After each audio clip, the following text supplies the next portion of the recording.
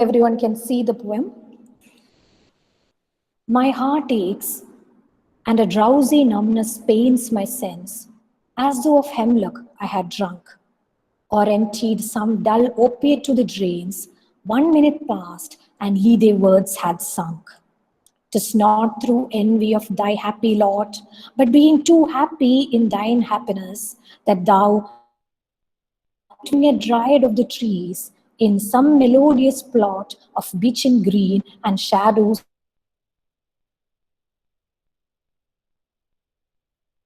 for a draught of vintage that hath been cooled a long age in the deep delved earth, tasting of flora and the country green, dance and Provençal song and sunburnt mirth.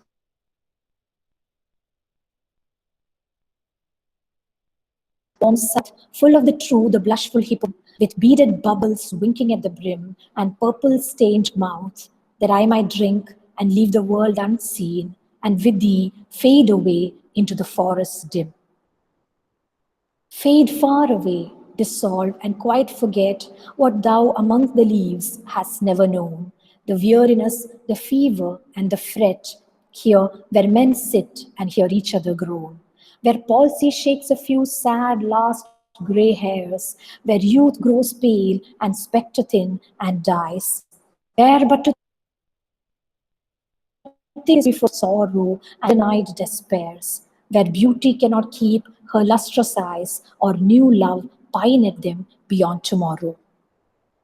Away, away, for I will fly to thee, not charioted by Bacchus and his bards, but on the viewless wings of poesy, though the dull brain perplexes and retards. Already with thee, tender is the night, and haply the queen moon is on her throne, clustered around by all her starry face. But here there is no light, save what from heaven is with the breezes blown, through verdurous glooms and winding mossy ways. I cannot see what flowers are at my feet, nor what soft incense hangs upon the boughs, but in embalmed darkness guess each sweet, wherewith the seasonable month endows the grass, the thicket, and the fruit tree wild. White hawthorn and the pastoral eglantine, fast fading violets covered up in leaves, and mid-May's eldest child, the coming musk rose, full of dewy wine, the murmurous haunt of flies on summer eves. Darkling I listen, and for many a time I have been half in love with easeful death, called him soft names in many a mused rhyme, to take into the air my quiet breath. Now, more than ever, seems it rich to die, to seize upon the midnight with no pain, while thou art pouring forth thy soul abroad in such an ecstasy. Still wouldst thou sing, and I have ears in vain, to thy high requiem become a sword. Thou wast not born for death, immortal bird.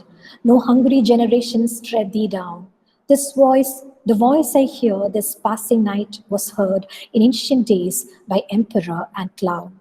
Perhaps the self same song that found a path through the sad heart of Ruth when, sick for home, she stood in tears amid the alien corn, the same that oft times hath charmed magic casements, opening on the foam of perilous seas in fairy lands forlorn. Forlorn, the very word is like a bell to toll me back from thee to my sole self. Adieu, the fancy cannot cheat so well as she is fain to do, deceiving elf. Adieu, adieu, thy plaintive anthem fades, past the near meadows o'er the still stream, up the hillside, and now it is buried deep in the next valley glades. Was it a vision or a waking dream? Fled is that music, do I wake or sleep? So this was the poem Ode to a Nightingale, which was written by Keats in the year 1819. The year 1819 was considered to be his Annus Mirabilis. Annus Mirabilis means something like a year of miracles. His miraculous year, or his most wonderful year. That was the year in which he published all his most important works, or some of his great works. And as you know, if you have, as you know about Keats, he was, even though he has written some extremely influential and famous poems, he was a poet, a young man who died very young. He only lived for about 24 years. He died in 1821. He was born in 1795 and he died in 1821. And as I said, this poem was written in 1819, which was just a couple of years before he passed away. And towards the last few years of his life, Keats was actually, he, uh, he, he died of tuberculosis, what was called consumption in those days. And he was extremely ill for a long time, as you would understand from his biography. So, this is actually a poem that was written, even though it was a few years before he passed away. The awareness of mortality is something that you see in many of Keats' poems, and especially in this poem.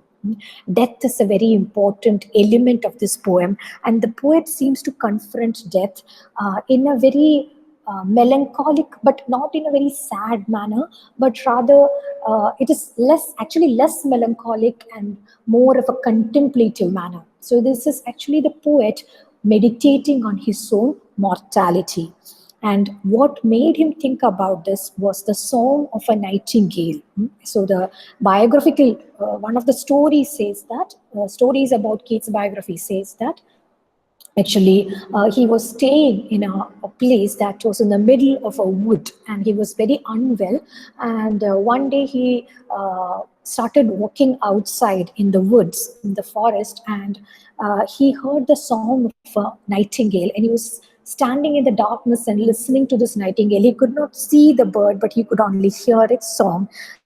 And somehow the song of that nightingale, or the sound of that nightingale, inspired him to write this poem, because it was a particular kind of mystical experience that he found when he was standing in the darkness in the heart of nature and listening to this bird. And he started thinking about all the other people in the world from, centuries ago till maybe the end of time, who have listened to such a song and who will continue to listen to such a song. And he started thinking about, so again, another, apart from mortality, another important theme that you find in Keats's poems, which you would have seen very clearly if you have read the poem, or if you've studied the poem on a Gratianon, is the connection between life and art. So there is a certain contrast that Keats makes between life and art, but it is not just a contrast, it is also about juxtaposing the notion of the immortality of art versus the mortality of life. So that kind of a juxtaposition, or that contrast, is seen in a much clearer form in the poem Ode on a Gratian Urn. But here it is a much more softer, gentler kind of juxtaposition, where the poet meditates on both life and death, and he even thinks about death in a very desirable manner when he is listening to the song of the nightingale. So now this is the general theme of the poem, and we will now go stanza by stanza. So, Ode to a Nightingale. My heart aches, and a drowsy numbness pains my sense, as though of hemlock I had drunk, or emptied some dull opiate to the drains. 1 minute passed, and Lide words had sunk. So, this is, the poet starts with a feeling, not just an emotion, but actually a physical feeling, the ache of his heart. My heart aches. When you say my heart aches, it is a kind of, it's partly, when you say heartache, I feel heartache, you are talking about an emotion which is sorrow, a very intense sorrow, but it can also be manifest as a physical ache in your chest. My heart aches. So the poem begins with an intense feeling, which is the ache of his heart. And then he continues to give us lot of sensory description. See, that is another important aspect of Keats's poems, that his poems are extremely sensual. They are very sensory in nature. All the five senses are engaged by his writing. And a lot of that ends up being very beautiful, but it also can make us, the idea is to make us feel a lot of the things that the poet feels. So my heart aches, and a drowsy numbness pains my sense. My senses are, uh, I feel a certain kind of pain in my sense, but it is not a kind of jarring pain or a kind of sharp pain. It is a drowsy numbness. I feel numb. I cannot feel anything else. So numbness, you feel numb when you cannot actually sense anything, when you cannot feel anything. But here, as we move on into the poem, we understand that this numbness is something that the poet feels because he cannot feel anything other than the song of the nightingale. So he is listening to the nightingale, and when you listen, you are engaging one of your senses, which is your hearing. But he is also feeling the song of the nightingale in all of his other senses at the same time as he feels that I cannot actually feel anything else. I am numb. My other senses are numb to all the other sensory feelings in the world. I can only feel the nightingale and its song in every single one of my senses. My heart aches, and a drowsy numbness pains my sense. I feel drowsy, I feel sleepy. Drowsy means sleepy, and a drowsy numbness pains my sense, as though of hemlock I had drunk. As though I had drunk hemlock. Hemlock is a certain kind of poison. And again, this is kind of reference to ancient Greece, which is again something you see in a lot of Keats's poems. Gratianon itself is about the, a particular art object from ancient Greece, and he has all these poems about the Elgin marbles, which is a collection of Greek artworks that he saw in a museum one day, etc. So here also he has this reference to a particular poison named hemlock, which supposedly was the poison, which was the poison that was given to the Greek philosopher Socrates. So Socrates was supposed to have uh, the teachings of Socrates were supposed to be against the ideas of the powerful people of that time, of the rulers of the Greek city-states, and they thought that he was teaching his disciples dangerous thoughts, and therefore he was imprisoned and he was finally killed, and he was killed by being made to drink this particular poison called hemlock. So that is the concept of hemlock. So he's saying that my heart aches, I feel numb, I feel drowsy, as though I have actually drunk some kind of poison. And this is not the kind of image that you normally associate with something as beautiful as the song of a nightingale. You would imagine that poison and the kind of drowsiness and numbness that comes from ingesting poison is actually something very negative. But this is how he begins the poem, and then we will slowly understand why he says this. My heart aches, and a drowsy numbness pains my sense, as though of hemlock I had drunk, or emptied some dull opiate to the drains. 1 minute passed, and leather words had sunk. Or, first of all, it is as if I feel as if I have drunk some poison, some hemlock, or maybe I have emptied some dull opiate to the drains. I have drunk some dull opiate. Opiate means some kind of, something like opium, some kind of a drug that actually makes you dissociate from your senses. So somehow I cannot feel anything. I feel very drowsy while listening to the song of the nightingale, which we will come to the nightingale only later, but he begins by talking about his feelings, and it is only later that we realize that the source of those feelings is the song of the nightingale. So either I have drunk some poison, or I have ingested some drugs, some opiate, which makes me so numb and drowsy. 1 minute passed. It's as if just 1 minute ago I was fine, and then in 1 minute I drank some poison, or I drank some drug, some opium, which makes me feel this way now. And Lethe words had sunk. It is as if I have sunk. It is as if I am sinking towards Lethe. And what is Lethe? Lethe, Lethe is supposed to be, again, it is a reference to Greek mythology. The idea is that the Greeks' idea of the afterlife is that when you die, you are taken to the banks of, your spirit goes to the banks of a river called Lethe, and you have to cross that river. Lethe is also known as the river of forgetfulness, so that once you cross that river and go into the land of the dead, then you will no longer remember your mortal life. So whatever happened to you in your life, you will forget when you cross this river in the afterlife called Lethe. So he feels it is as if I have either drunk some poison or drunk some drug, ingested some drug, and sunk towards Lethe. And Lethe here can stand for two things. One is death, because it is in the afterlife. This is a river in the afterlife, that it is the spirits of only dead people who can cross this river. But in another sense, as I mentioned, Lethe is also the river of forgetfulness. So he might also be saying that it is as if I can forget the entire world. So after you die, you forget your entire life. You forget all the pains, all the problems, and all the conflicts of your mortal life. And then you become something else altogether. You are, in one sense, you are at peace. So like that, when I listen to the song of this nightingale, it is as if I have forgotten everything around me. I cannot sense anything around me. I cannot remember anything. I cannot. So both his intellect and his senses have been taken over completely by the song of the nightingale.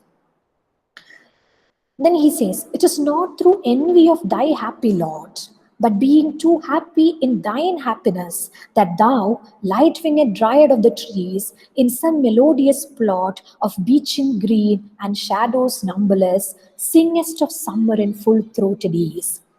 So what I feel is not a negative feeling that I have forgotten everything or I can't feel anything. And it is not that I, with all my problems, my diseases, my proximity towards death, with all that, don't think that I envy thy happy lot, your happy lot. Lot here means fortune. So he is telling the nightingale, while listening to your song, it is a very happy song that you are singing. And however, I am getting all these depressing thoughts, or rather I am getting all these thoughts of death. So don't think that I am envious of your happiness. Don't think that I am jealous that you have such a bright and beautiful life in front of you and I am going to die soon. Don't think it is like that. It is not through envy of thy happy lot, but being too happy in thine happiness. I actually want to share your happiness. I feel happy that at least you are happy. So I am not selfish. I am not thinking about myself. When I listen to you singing so beautifully, I feel like I want to just merge into your song. I want to just experience your happiness. I am happy because you are happy. I am too happy in your happiness. So whatever I feel right now, the forgetfulness, the numbness, everything, it is not a negative sensation as one would think, but rather I am just too happy that you are singing so happily. That thou, you, light-winged dryad of the trees. Now he is addressing the nightingale, and he is calling the nightingale a light-winged dryad of the trees. Dryad actually is a kind of supernatural entity, a nature spirit from ancient Greek mythology. So the dryads are supposed to be nature spirits that are associated with trees, so with forests, etc. So they are actually the spirits of the trees.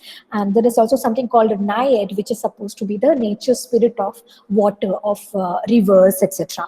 So he is now calling, he is addressing the nightingale as a nature spirit, as any, he's comparing the nightingale to a light-winged dryad from ancient Greek mythology. So here there is a kind of metaphor where he implicitly compares the nightingale to a dryad. That thou, light-winged dryad of the trees, in some melodious plot of beechen green and shadows numberless, singest of summer in full-throated ease. You know, this is what you're doing. You are actually in some plot, in some clearing maybe within the forest. In some, he's calling the plot. Plot here just means the area. So you are somewhere in some area, in some place within the forest, and he is calling it a melodious plot. Now this is an example of a transferred epithet. Epithet means an adjective. The epithet, or rather the adjective melodious, is used to describe the noun plot here. But a plot cannot actually be melodious, right? An area, a place cannot be melodious. Melodious means musical. Actually, what is melodious is the song of the nightingale.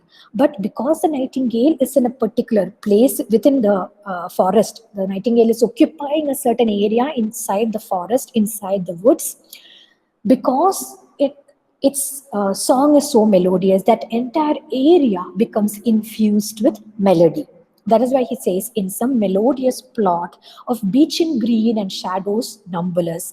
Beechen green, beech is a kind of particular kind of a tree, so beechen green. So the entire area is green with beech trees, and there are shadows numberless. There are so many shadows, because when there are a lot of trees, when a forest is thick with trees, the sunlight cannot actually filter very much inside, and therefore there will be a lot more shadows inside a thick forest. So this nightingale is singing inside, in some area of the plot, which is, it has made melodious with its music, with its song. And this place is full of beechen trees. It is so green and it is full of shadows, but still, so we get a sense of darkness, but it is not a negative darkness, it is not a scary darkness, but rather it is a beautiful kind of darkness. We get a sense of peace, of harmony, of coolness, etc. So in such a place, the nightingale is singing of summer in full-throated ease. Nightingale is not concerned about who is listening to it or not. So it is singing with a lot of ease. The song comes so naturally to the nightingale. The nightingale does not have to take a lot of effort to sing. It is singing easily, it is singing with ease, and it is singing in full-throated ease. Full-throated means when you sing with your entire throat, with your, without restricting yourself. Suppose you are sitting in a confined space, if there are people around you, and then you are singing in such a way that you don't want to disturb other people, then you cannot sing with such ease. But if you are all alone in the midst of nature, you are sure that nobody is listening to you, or you don't care that anybody is listening to you, then you can sing in full-throated ease. And the nightingale, being almost like a nature spirit, being so much a part of nature, has nothing to worry about. The song comes so easily, so naturally to the nightingale, and the nightingale is not bothered about anything else. It is as if the nightingale exists to sing, and the song exists because it comes out of the nightingale. It is such a natural, harmonious thing that the poet feels not envious but happy. That the nightingale, even in the midst of darkness, is able to sing about summer, about the brightness of summer. So he is happy in the happiness of the nightingale, which is able to sing without any restrictions, without any confusions. The nightingale is without any effort. So naturally, the nightingale is able to sing. And this can also keep us in mind, we can keep in mind the idea of the romantic poet's idea about creativity and about writing poetry. So, actually, in one sense, we can take the biographical details about the poet standing in a forest and listening to the nightingale, and that being the reason for this poem getting written. All that we can take on the one hand, that actually Keats was listening to a nightingale. But if you think about it more, the nightingale can also stand for, the nightingale's song can also stand for poetic creativity. So this is also a poem about poetic creativity, about a poet's relation to art. And the romantic poets were those who believed very strongly that poetry or art should come spontaneously. This spontaneous overflow of powerful emotion is how Wordsworth described poetry. And Keats himself has said that if poetry comes not as naturally or as easily as leaves to a tree, then it had better not come at all. So that is a kind of imagination of poetry that Keats also had, that there is no point in sitting and taking a lot of effort in writing poetry. Rather, poetry should come very naturally and very spontaneously, just like leaves come to a tree. And he seems to see that kind of naturalness, that kind of spontaneity in the Nightingale song. And rather than envying the Nightingale for being able to sing like that, he's feeling very happy that the Nightingale is happy, and he's feeling very blessed that he is able to listen to such a beautiful melody. So that is the first stanza. I'll just quickly read it again. My heart aches, and a drowsy numbness pains my sense, as though of hemlock I had drunk, or emptied some dull opiate to the drains. 1 minute passed, and lee their words had sunk. 'Tis not through envy of thy happy lot, but being too happy in thine happiness, that thou, light-winged dryad of the trees, in some melodious plot of beechen green and shadows numberless, singest of summer in full-throated ease. So I hope the first stanza is clear. Any doubts?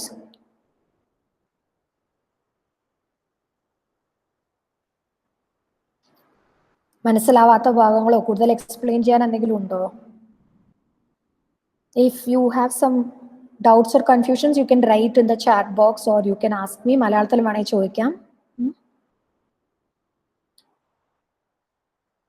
അല്ലെങ്കിൽ okay ആണെങ്കിൽ I will now continue to the second stanza. Because there are so many details in this poem, we will go very slow with this. So I hope that is okay. കുറച്ചുകൂടി fast ആക്കണമെന്നുണ്ടോ?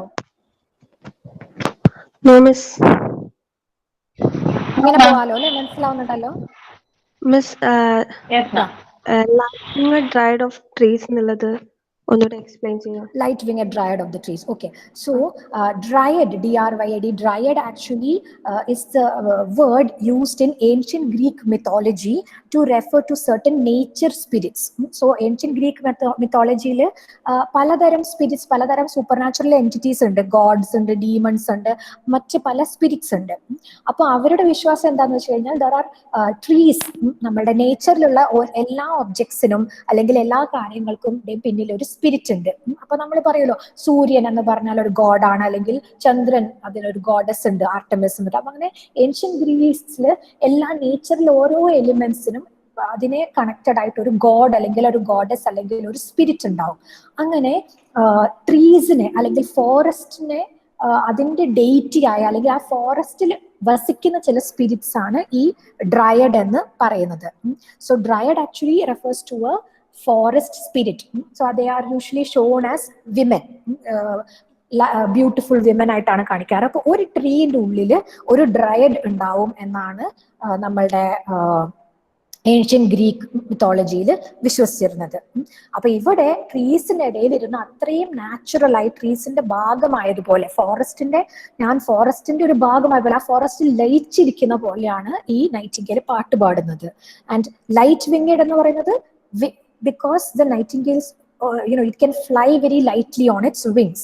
It has very light wings, and again light winged ennulla or adjective can actually make the nightingale inde oru brightness allengil ayinde oru light heartedness ennulla sadhanathine namukku korchum kudi highlight cheyan vendittana അങ്ങനെ സഹായിക്കുന്നതാണ്. So light winged dryad of the trees is a kind of metaphor that the poet is using to describe the nightingale. So he is comparing the nightingale to a nature spirit called the dryad. Clear ayo? Yes, ma'am. Okay, fine. Appo namukku ennal we will continue with the next stanza.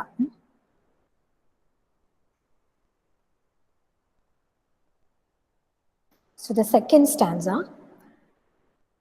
then the poet moves on to describing certain other senses. Throughout this poem, you can find a lot of sensual description.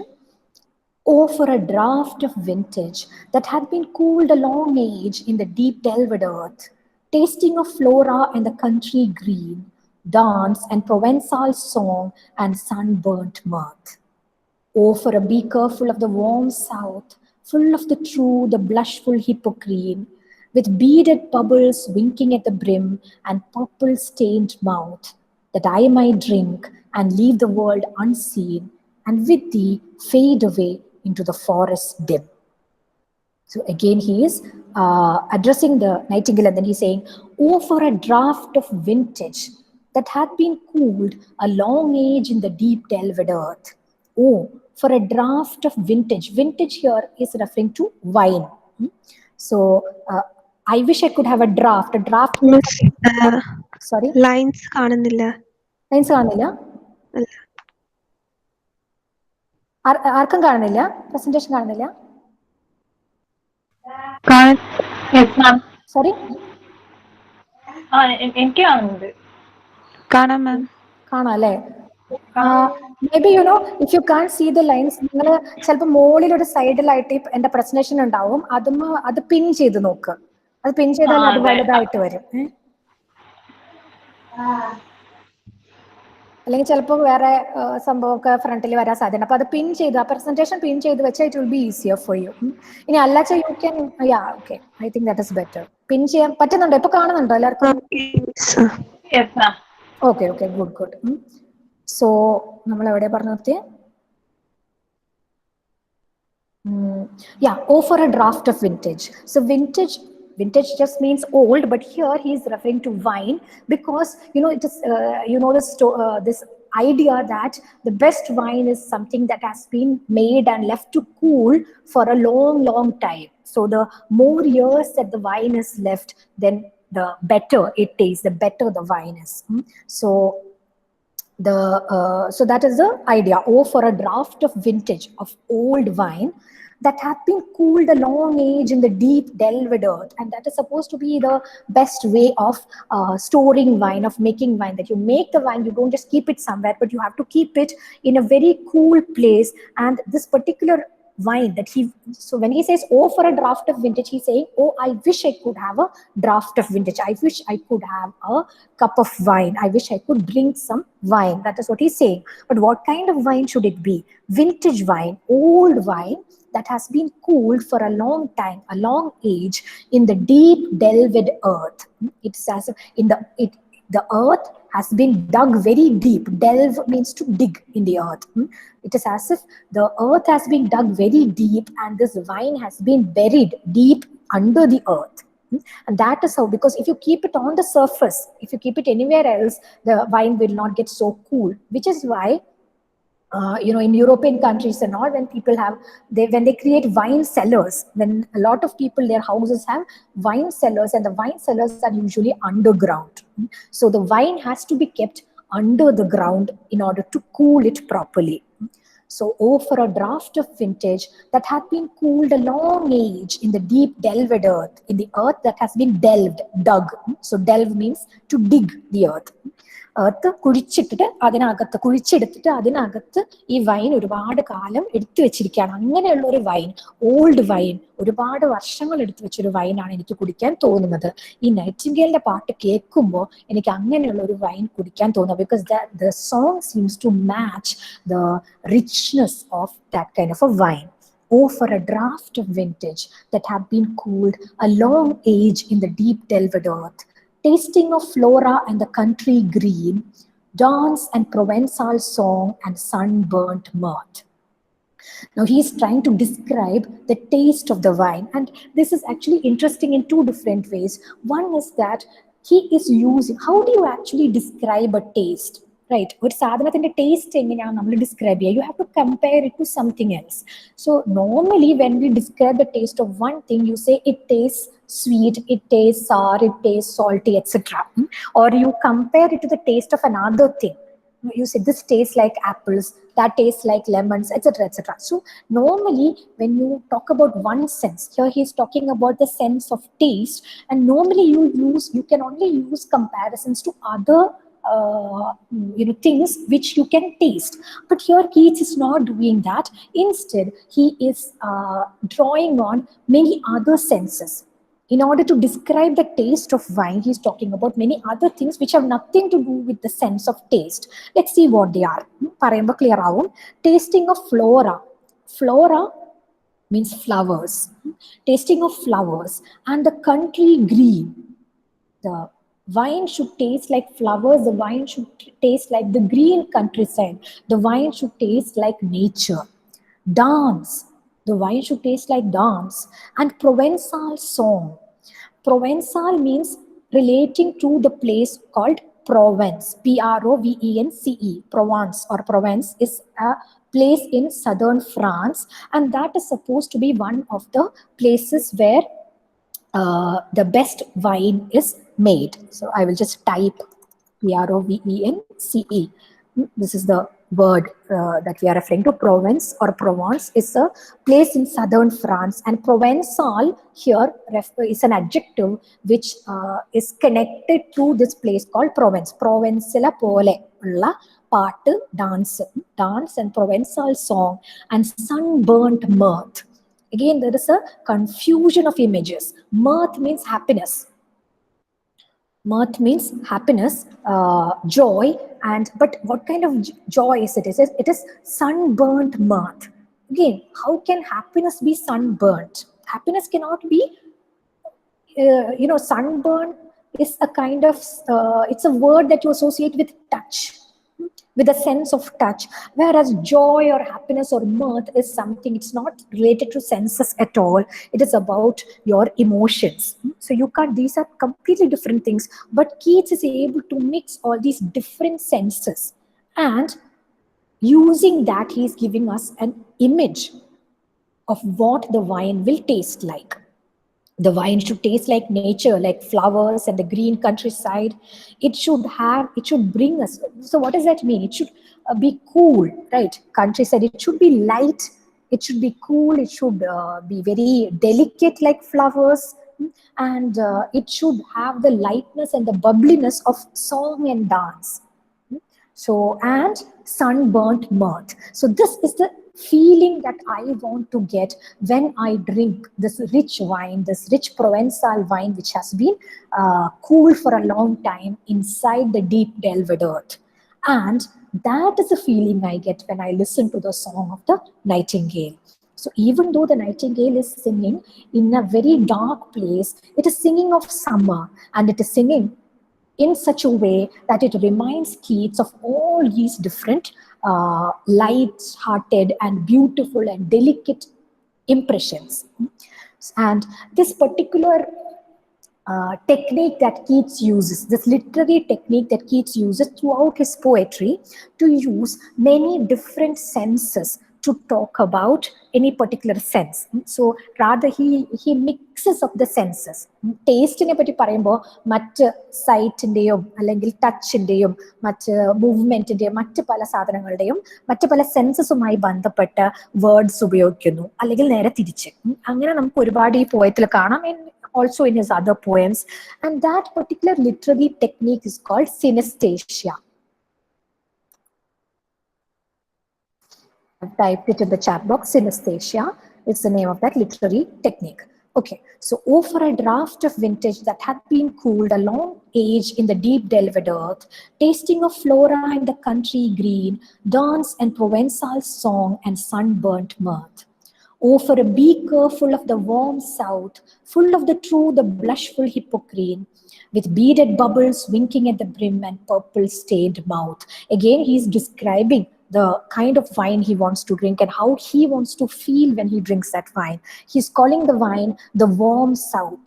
Again, he's just talking about the wine from the south, basically meaning south of France, where, as I mentioned, Provence is part of south of France, and that is one of the great famous wine producing areas in Europe. So I want a beaker. A beaker is a vessel. Wine എടുത്ത് വെക്കാൻ പറ്റുന്ന അല്ലെങ്കിൽ കുടിക്കാൻ എടുക്കാൻ പറ്റുന്ന ഒരു jug അല്ലെങ്കിൽ ഒരു വെസലിനാണ് നമ്മൾ ബീക്കർ എന്ന് പറയുന്നത്. O for a beaker full of the warm south. I want a beaker full of warm southern wine. And the warmth again is not necessarily the temperature of the wine, but rather the warmth that you feel when you drink that wine. Oh, for a beaker full of the warm south, full of the true, the blushful hippocrene. Now, hippocrene is supposed to be it is again an ancient Greek reference. It refers to the,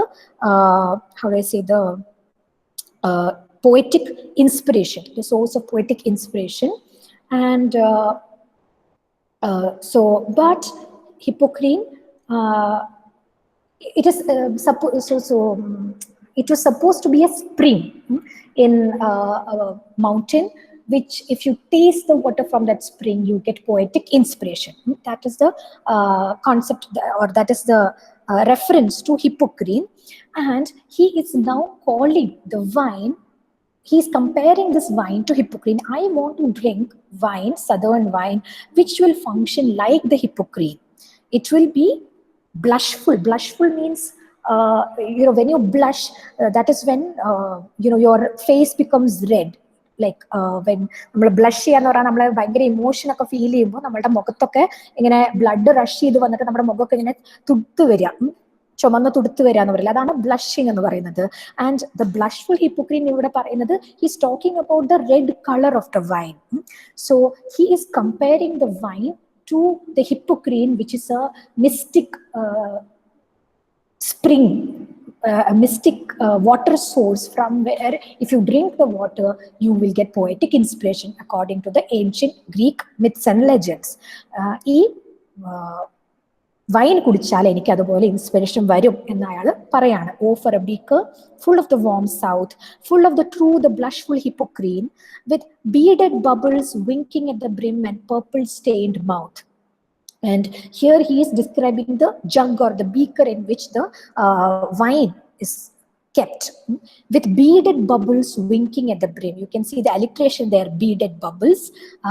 And, beaded bubbles winking at the brim, even just, it is not, that alliteration is not just for beauty. It actually, that sound actually gives us the impression or the sound of bubbles actually bursting. So it is as if there is some fresh wine that has just been poured into this beaker, and there are bubbles on top of the beaker, near the lips, near the mouth of the beaker. The mouth of the beaker means that opening of the beaker.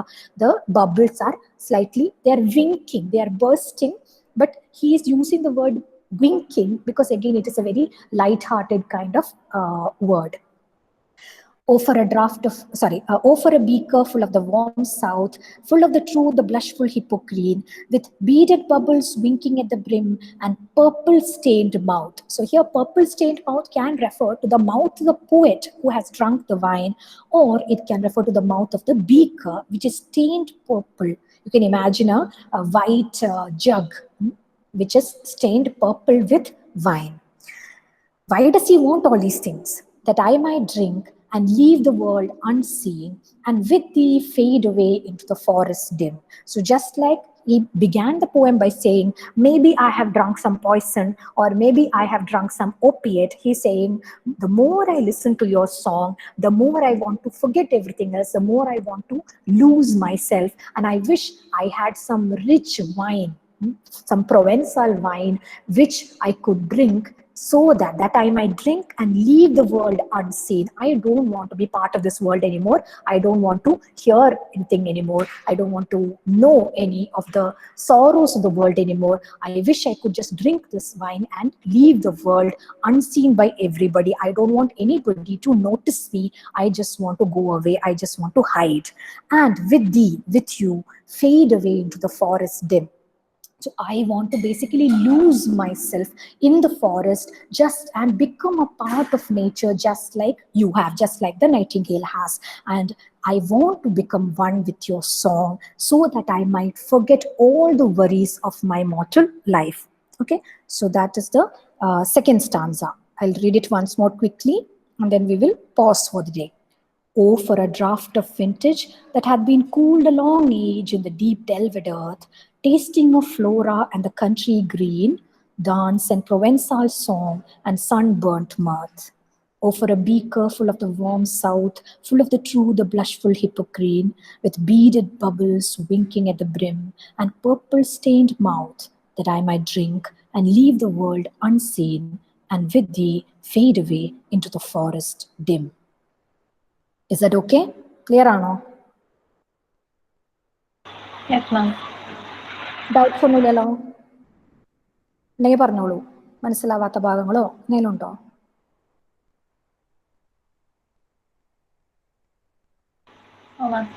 Okay, then we will pause for today. Next class ne pattittu njan ariyikam.